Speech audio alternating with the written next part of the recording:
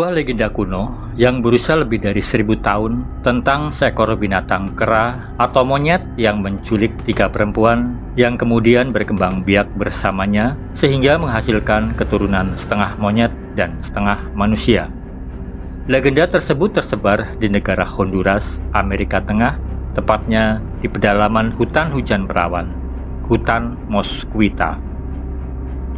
Tersebutlah Theodore Mort, seorang petualang. Dia juga seorang penjelajah, pernah menjadi diplomat, juga mata-mata, juga seorang jurnalis dan produser berita televisi.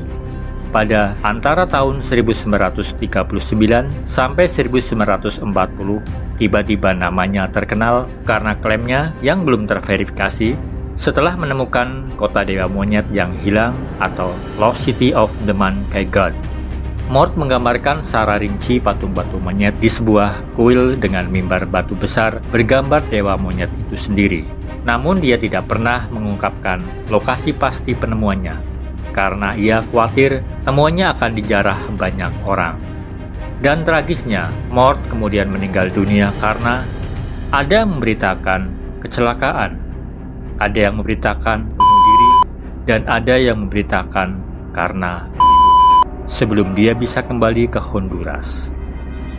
Klaim dari Mort yang menemukan tempat misterius ini yang dinarasikan sebagai sebuah tempat dengan bangunan yang berasal dari batu putih dan emas ternyata terbantahkan oleh Christopher S. Stuart yang menulis sebuah buku tentang Mort dan perburuannya terhadap kota yang hilang itu. Sementara di buku Lost City of the Monkey God karya Douglas Preston tahun 2017, ia menunjukkan bahwa berdasarkan jurnal ekspedisi Mort sendiri, Mort tidak pernah menemukan reruntuhan apapun dan sepenuhnya mengarang cerita tentang hal itu. Di dalam jurnalnya, Mort mengungkapkan bahwa tujuan sebenarnya dari perjalanannya di hutan tersebut tidak lain adalah untuk menemukan emas. Sekarang kita beralih kepada Douglas Preston, seorang penulis dan jurnalis Amerika Serikat. Ekspedisi Douglas Preston didasari setelah ditemukannya teknologi udara baru yang disebut LIDAR atau deteksi dan jangkauan cahaya. Dari deteksi LIDAR mengungkap sebuah bentuk reruntuhan seluas lebih dari 1,5 km persegi di kawasan hutan yang lebat. Di hutan hujan di pedalaman Honduras tersebut, Douglas Preston bersama timnya menemukan patung di dasar piramida tanah dan dia menggambarkan dengan kata-kata, "Saya pertama kali melihat ukiran kepala jaguar muncul dari tanah.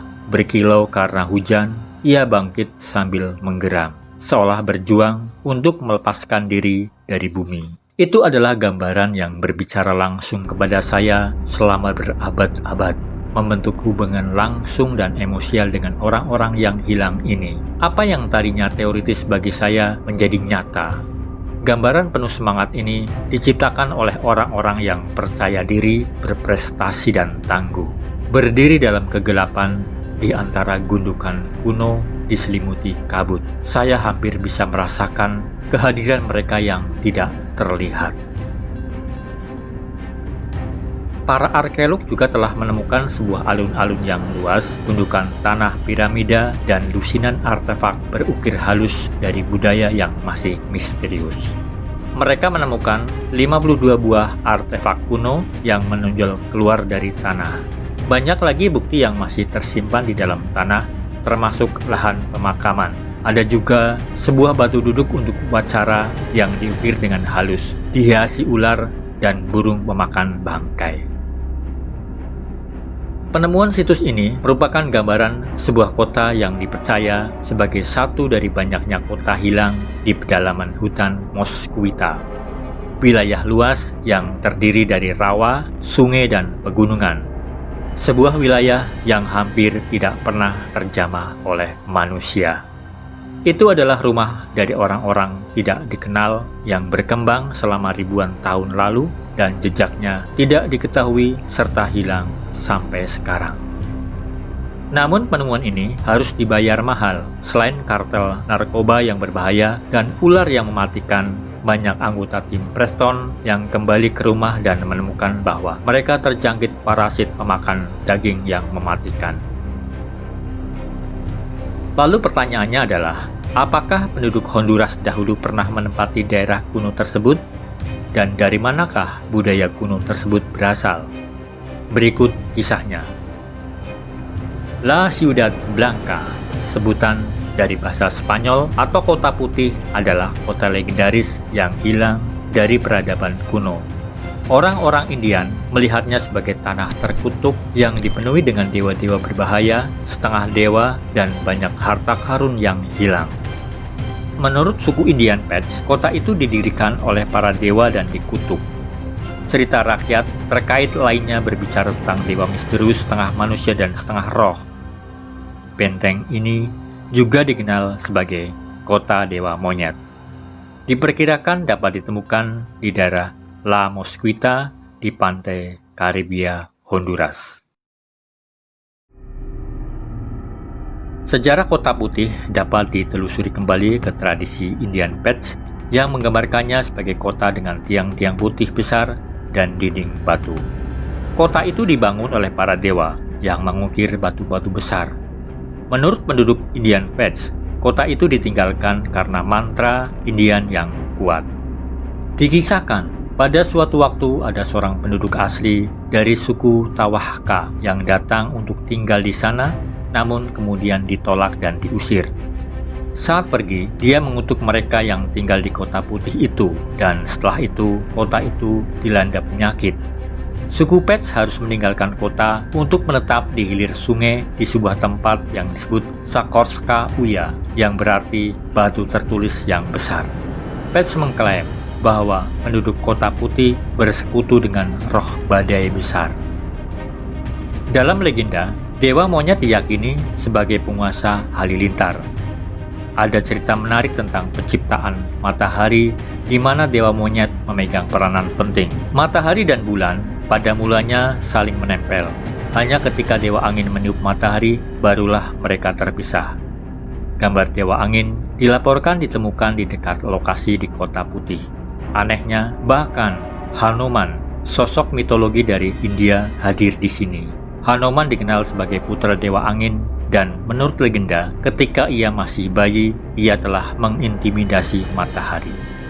Orang Indian Honduras Payas juga berbicara tentang Caja Camasa, sebuah kota suci yang didedikasikan untuk dewa monyet. Ia akan mencakup patung monyet dan patung emas dewa monyet yang besar. Legenda itu tersebar selama penaklukan Spanyol. Penakluk Spanyol, Hernán Cortés, yang memimpin ekspedisi yang menyebabkan jatuhnya Kekaisaran Aztec dan membawa sebagian besar dari apa yang sekarang menjadi daratan Meksiko di bawah kekuasaan Raja Kastilia pada awal abad ke-16. Mereka mengenali patung itu, menyebutkan sejumlah besar emas di benteng. Dia mencari di hutan, tetapi tidak pernah menemukan kota putih. Menurut legenda setempat, monyet-monyet tersebut merupakan keturunan Ulax, makhluk yang terdiri dari setengah manusia dan setengah roh yang menyerupai manusia monyet yang bertubuh gemuk. Monyet-monyet itu disembelih secara ritual untuk memperingatkan makhluk-makhluk berbahaya ini, dan mereka masih tinggal di hutan. Begitu menurut cerita rakyat. Pada bulan Februari 2015, National Geographic menerbitkan sebuah reruntuhan kota putih yang telah ditemukan. Namun, ini dianggap hoax dan dikritik oleh berbagai ahli. Jika itu adalah kota hilang yang terkenal, sudah seharusnya memiliki beberapa tanda yang berhubungan dengan legenda, seperti monyet emas besar yang belum ditemukan. Apa yang ditemukan mereka pastilah reruntuhan Mosquita yang tak terhitung jumlahnya. Terlepas dari temuan kontroversial National Geographic itu, kota putih Honduras tetap menjadi misteri sejarah yang belum terpecahkan. Ini mungkin hanya sebuah dongeng, namun orang Indian menggambarkan dengan jelas. Banyak reruntuhan kuno telah ditemukan di seluruh Honduras, khususnya di hutan Mosquita, sebagai hasil eksplorasi abad ke-20. Suku Indian Patch mengklaim bahwa nenek moyang mereka tinggal di kota putih sekitar 500 tahun yang lalu. Diduga mereka berasal dari Amerika Selatan.